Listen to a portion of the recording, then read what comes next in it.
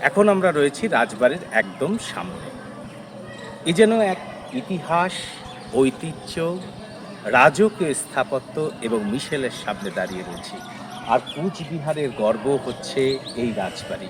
কোচবিহার শহরের একদম মাঝেই রয়েছে হচ্ছে এই স্থাপত্য। আহ, রাজা মহারাজা নৃপেন্দ্র নারায়ণ এই স্থাপত্য তৈরি করেছিলেন লন্ডনের ব্যাকিংহাম প্যালেসের অনুকরণে। আর এই স্থাপত্যটি এখন রয়েছে, মানুষ এখানে প্রতিদিন আসছে দর্শন করবার জন্য। আর সেই স্থাপত্যের সামনে ইতিহাস ঐতিহ্যের আবেগের সামনে দাঁড়িয়ে রয়েছে।